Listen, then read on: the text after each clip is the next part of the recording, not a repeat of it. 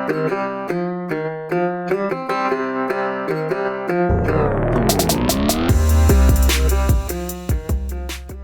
up, everybody? It's Dan, Binder Boneyard, coming at you from the shop. It might sound a little bit different because I'm actually out in the shop. You may hear some noise you might not normally hear when I'm recording from the office. So I'm also doing something different. I am filming this podcast. So it will be available on YouTube, on our YouTube channel. And if for some reason something happens and it does not record well or it's not a good fit, then you won't see it on the YouTube channel. But for now, I'm hoping that this works out and it will be something I can start putting on other platforms because the podcast platform is great, but I really need to work on getting the YouTube channel going better. And so, I spend these podcasts waving my arms around and making hand motions anyways that nobody can see. So I figured, why not try and, let everybody see what crazy hand motions I'm making here.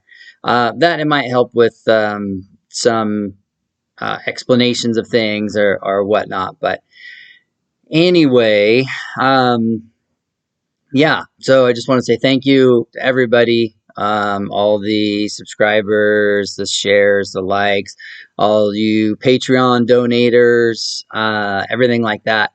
Really appreciate all you guys. The suggestions that you send in are really great. Plenty of topics to cover for sure, but it's always interesting to hear what other people want to see and their perspective on things as well. So, always appreciate that. And if you do have a suggestion, feel free to reach out on the social medias, whatever platform, Facebook, Instagram. I don't use TikTok or anything like that, but so feel free to let me know what you'd like to see, and I will do my best to, or I guess what you'd like to hear, and I'll do my best to try to cover that topic. One thing I've been hearing a lot, there's the scout market's still really hot. The international market's really hot. And a lot of new people, a lot of unaware buyers out there that don't understand internationals. They don't get the brand. They don't know what to look for. They don't know whatever. So I made several podcasts about this in the past, but I figured since I'm trying to put this on another platform, it might be a good thing to try and cover.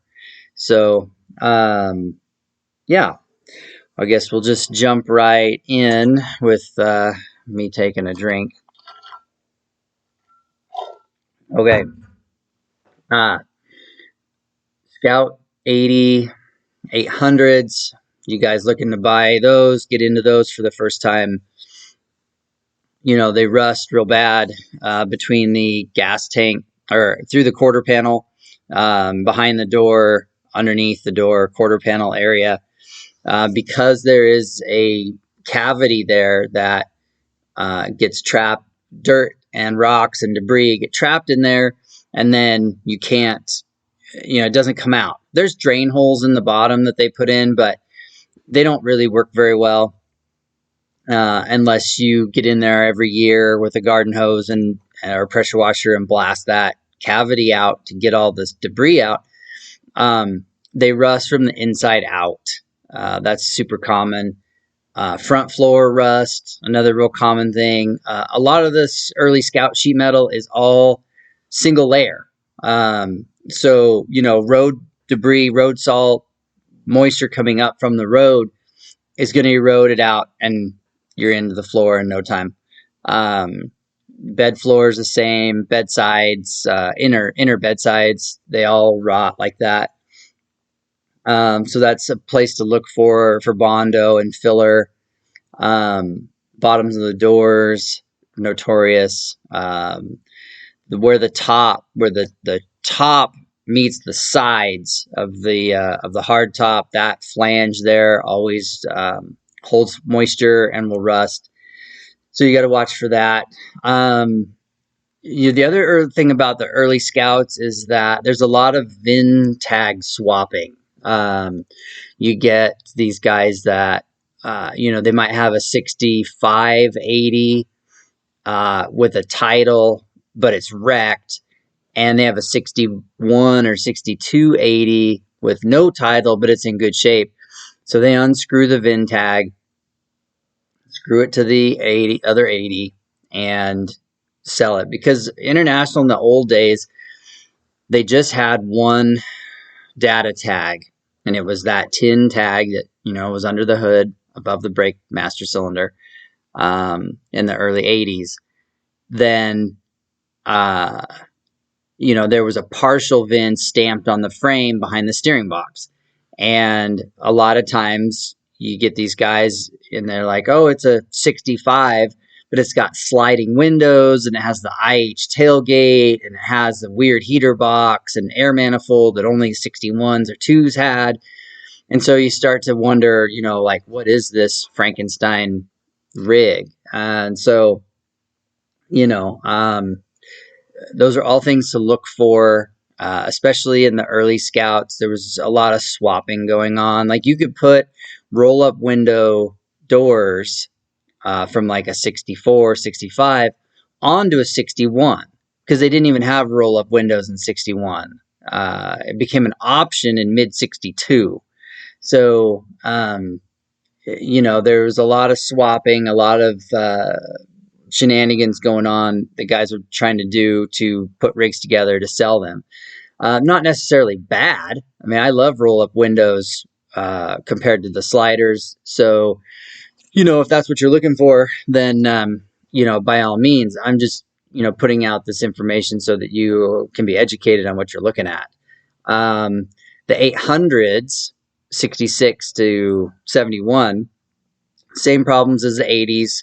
The rust in the quarters, bottoms of the doors, the top. I mean, they're essentially the same. The 800s had updates with like push button door handles instead of the twist. The windshields didn't fold down unless it was one of the special order fold down 800s, which are very rare. And then you started getting into the 196. You got 4 speeds instead of 3 speeds. I mean, the 3 was still available, but 4-speed was an option. And then 67, you got the first V8, factory V8, I should say. So, things to look for is have, the motor's been swapped. Is the drivetrain still original-ish? Not that values it much. I mean, Internationals aren't like other collector cars where they're numbers matching. Like, no one cares. And most of the time, your International is actually worth more if it has been updated. If it was a 152 truck and now it has a 196, that makes it more valuable. But that also makes you more susceptible to flippers and scammers, because you're going to go look at a 4-cylinder Scout and they're going to go, oh, it's got a 196, because they know that's what everybody wants. But really, you need to look. And the numbers are stamped on the driver's side of the block on the 4 cylinders. Don't send me a message and tell me that I'm wrong. 4 cylinders, it's on the driver's side, stamped vertically. V8s, it's stamped on the passenger side, underneath the number 1 cylinder on a little rectangle block. It's stamped there. If that little rectangle block has no stamping at all, then it's an early 266. That's the only thing. After that, they were all stamped there, 304s, whatever. The other thing to look for when you're into the later 800s, if they have V8s, is you'll see guys saying, oh, it's got a 392 or it has a 345. They did not come factory with those engines. The only V8s you could get in the 80 the 800s was 304, 266 and 304s. So if someone swapped in a 345, you need to verify that, make sure they did it right. Nothing's too janky. Because it does happen. And, just check that stuff out.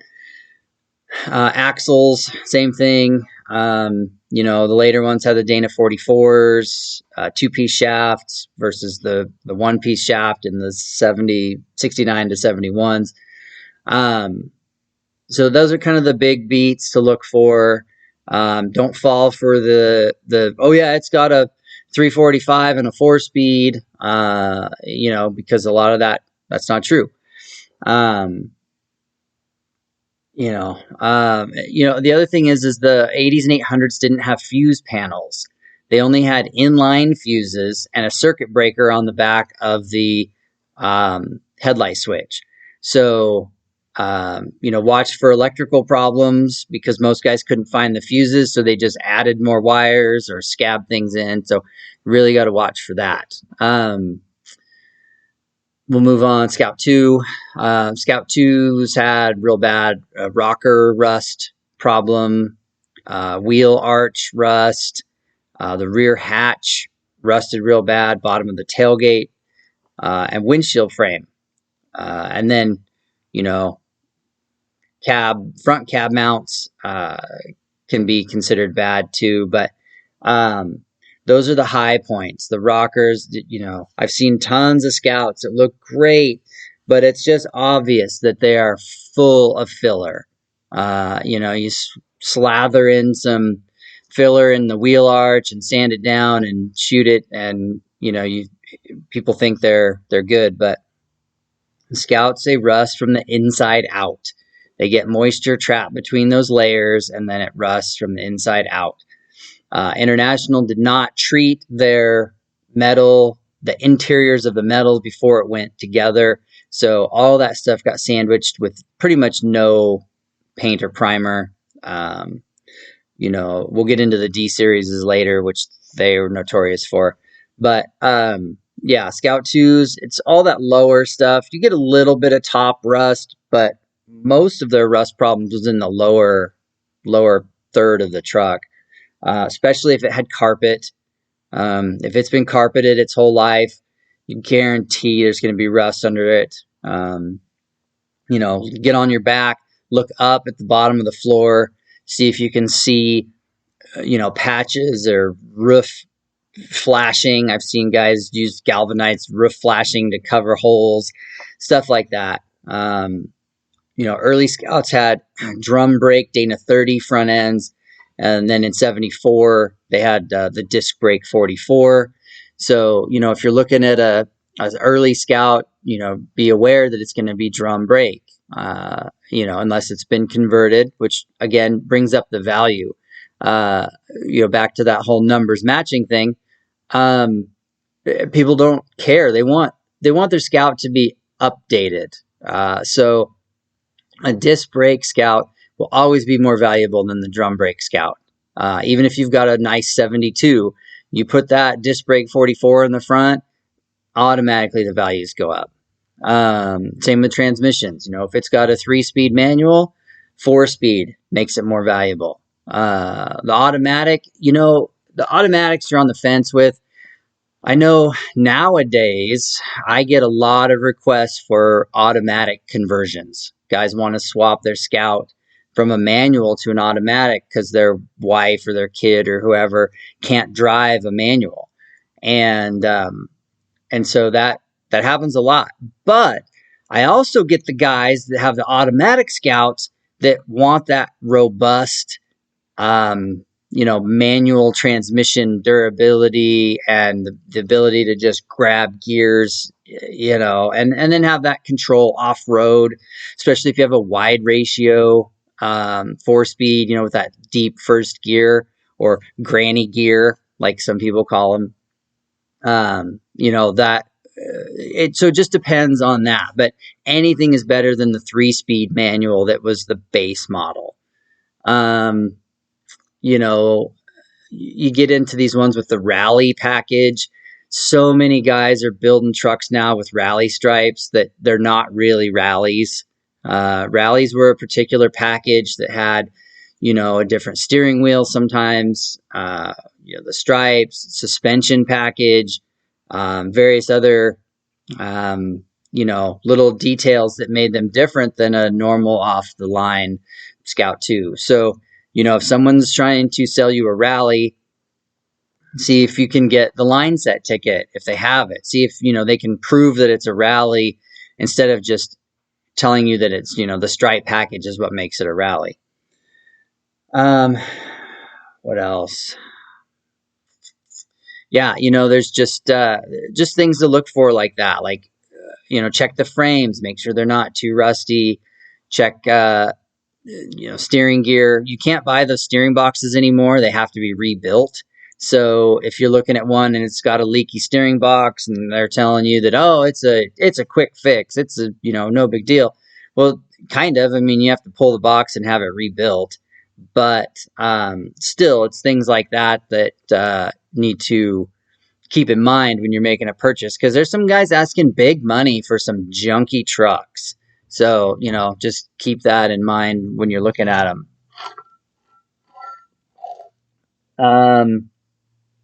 Moving on, we'll go to C Series.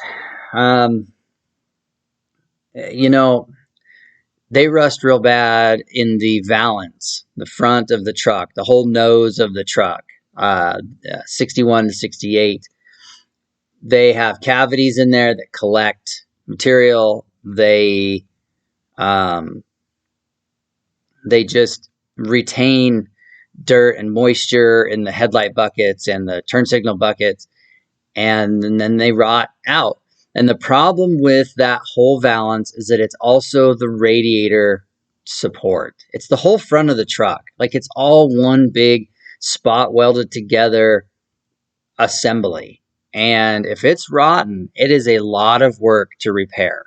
So to keep that in mind when you're looking at these things, so look at that valance. The other thing that is super bad and really notorious on the C Series is cowl rust under the dash.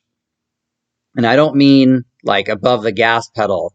I mean, lay on your back on the driver's floor and look up at the underside of the dash and the bottom of the cowl where the air vents are and the kick panel and all that.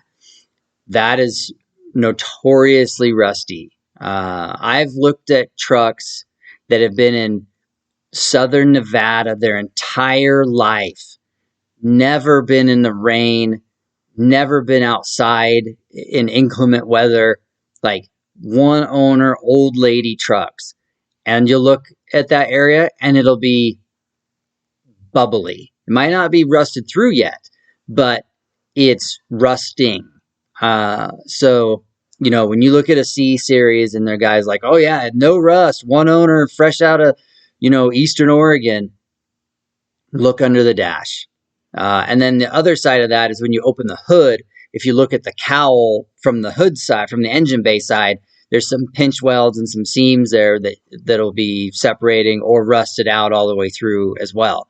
And again, that's because when International put these things together, there was no paint inside those cavities, or very little, I should say. So they rust real bad there. The beds, the end caps of the bed, on the fleet side beds, watch that. It's usually hidden by the bumper, and you won't see it until you get down on the ground and you look up at that area, and you'll see, the bottoms of those end caps. The other thing C Series pickups are notorious for is the cab splitting, where the back wall of the cab meets the floor. There's a pinch weld there and it's split. Like even my 64 Travelette that I drive every day, that's a really nice example, it has a blown out floor in the back there. So just something to look for. And if the guy's asking a decent price and it needs work, and like it's priced accordingly, then it shouldn't stop you. But if someone's looking for 40 grand, for a travelette that looks nice on the outside, but it has some questionable stuff going on, then, think twice about that purchase price. In the Travelalls, the glass. You can get windshields new, you can get side glass, and you have a good chance of finding the back tailgate glass. But that curved side glass is tough. And that's the 57 to 68. They all use the same glass and on the sides. And it's hard to get. If not, some guys will say impossible. It's getting very hard. So I'm not sure what the solution is going to be other than having glass made in the future. And I think that's going to be an expensive endeavor. But I'm not sure what we're going to do when we run out of donor Travelalls with good glass. Yeah, that's pretty much it with them. The full size stuff was it was built more traditionally, fuse panels and the way that they're put together. The wiring isn't as questionable as it was on the Scouts. You get into the D series, which is 69 to 75. And there's some differences in there. It's really 69 to 73 is the one style. They rusted above the windshield real bad, and the floor. They didn't have nearly the cowl rust the C series had, and or the rockers. Sometimes the cab corners would rust on them, but not the same problems as the C series has had. And many of the C series has had galvanized rockers. So you might see a rotten cab corner on a C, and then the rocker is fine. It's because it's galvanized.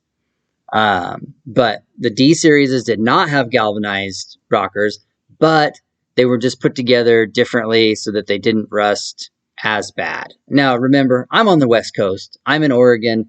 I'm in Central Oregon, where it's dry, it's sunny. If you're watching this on YouTube, you can look out the window, and it's a little overcasty right now, but it's nice. And so we don't have that East Coast, Midwest, Salt Belt rust problem that most people have. So I'm speaking from a West Coast perspective. So keep that in mind.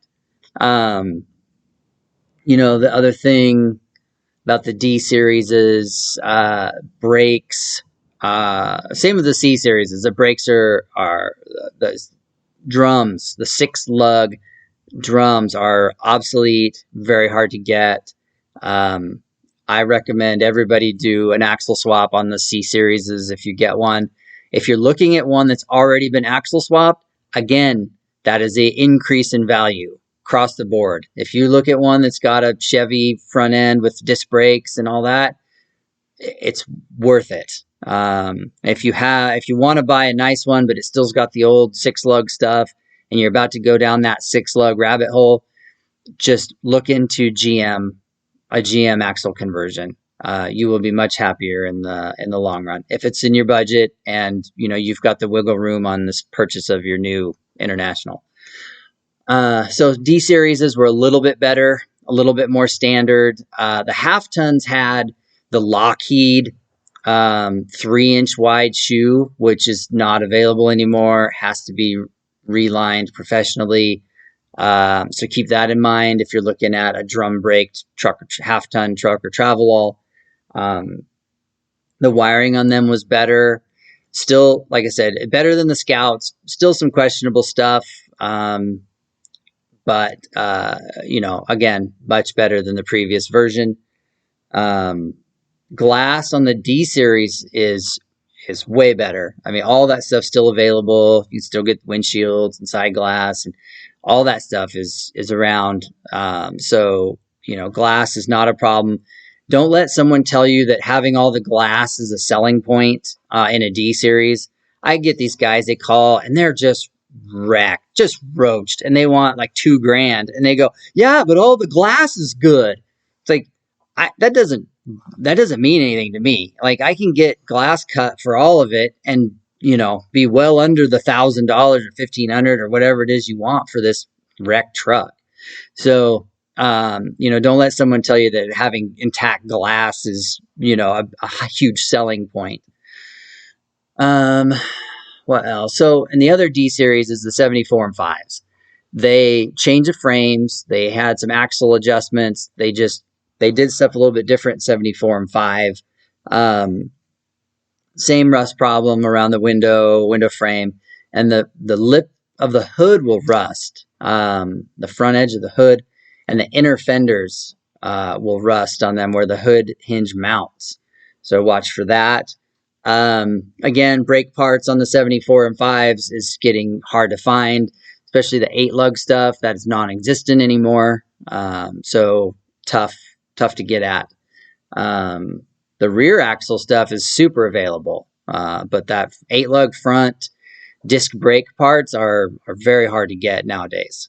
Um, they're just, and then you get some typical pickup stuff, is how beat up is the bed? Is the tailgate all cracked and broke out? If it doesn't have a tailgate, look around, see if you can find one. They're also getting very hard to find. Good tailgates are bringing top dollar nowadays. So if your heart is set on having a complete D series with a tailgate, you might want to factor that into your budget. The motors, international engines, most of the parts are still available. There's some hit or miss availability depending on what time of the year it is when you're looking for stuff, but most of that stuff's still available. So don't let people convince you that the international engine is a bad platform just because they couldn't find a certain part. We build trucks all year long with IH engines, and we have great results. You put a Holley Sniper on them and an aluminum fuel tank that we sell, and you're good for years. So, don't let the international engine scare you away. That being said, if it has a quality LS swap, like in a Scout 2, this LS swapped with an overdrive auto, it's worth looking at. Again, that helps the drivability, helps them go down the road better with better economy. So depending on the quality of the swap, because I have seen some garbage LS swaps that guys just tried to hurry up so they could try to get top dollar for, and it doesn't always work out. So keep that in mind. Maybe have a mechanic check over the Scout or the truck before you purchase it, just to look for stuff that you're not used to looking for, like, broken shock bolts or parking brake cables that are stretched out or frayed, or, things like that. And then finally, we'll go backwards into the old trucks, 30s, 40s, 50s. There's, they all have the same problems back then, rust, floor rust, cab rust. And then the old 6-cylinder engine parts are non-existent. You're finding NOS stuff or old engine warehouse stuff that, dusty boxes that maybe were buried in the back. So the mid-50s 6-cylinder stuff, some of it's still available, but again, you're hunting for pistons and rings. So keep that in mind. The 50s trucks they had the overdrive option, which is cool, and the half ton. So you'd have the 3 on the column with the overdrive option, push button overdrive on the dash. That's a neat feature. If you find one of those, definitely factor that into your purchase. The 50s IH trucks they're their own animal. They were the first factory 4-wheel drives that, all the other manufacturers were using NAPCO and those things, where International went right with the Dana Spicer axles and in the 3/4 tons starting in 57. So, when you're looking at one of those S120s in the 56 S120s, keep that in mind, that those brake parts are pretty obsolete. But, they are the first of the factory 4-wheel drives, so that has some value. But otherwise, they were all 6-volt until 57. So, these guys will do 12-volt conversion, which is not just putting in a 12-volt battery. There's some other stuff that has to go into that, and if they didn't do it, you're looking at fried sending units or cooked generators or messed up gauges. So keep that in mind also if someone has done a 12 volt conversion, and they really just put a 12 volt battery in, because it will do damage in the long term. So